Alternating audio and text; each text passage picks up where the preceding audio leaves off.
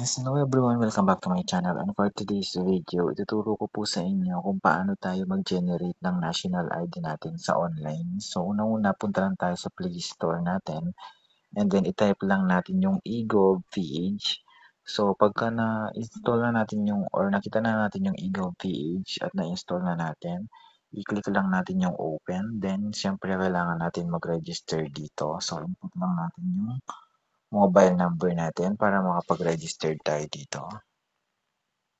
So, meron kayong makikitang create account dyan. So, i-click nyo lang muna yung create account.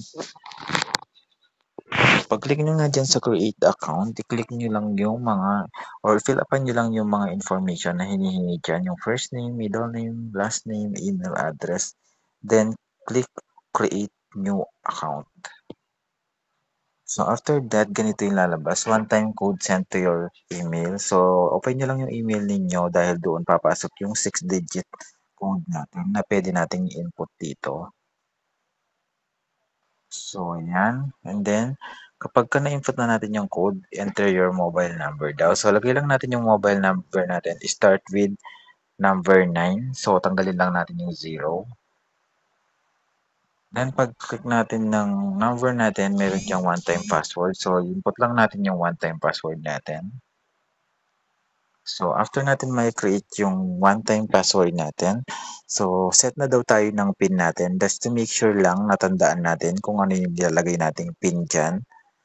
So, 6-digit PIN code, tandaan ninyo. So, wag kayong maglalagay ng mga birthday or ano, no? Basta, yung mga kabisado nyo lang na 6-digit code para hindi nila madaling mahulaan.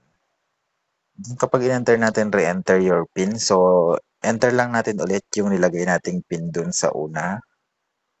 Then, next natin, and then ganito na po yung lalabas. So, sabi niya is enable notification and congratulations. So, allow lang natin. Then, i-continue lang natin. Click lang natin yung continue.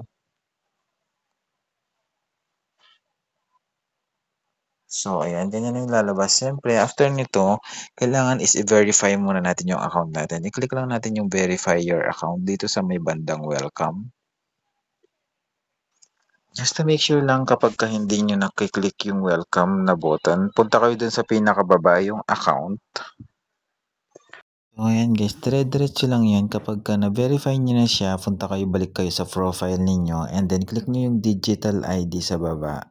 Then automatic nalalabas dyan yung mga digital ID ninyo na kapag may mga nakaregister kayo sa mga government like PhilHealth ID, PhilSys ID, so automatic po nalalabas na dyan.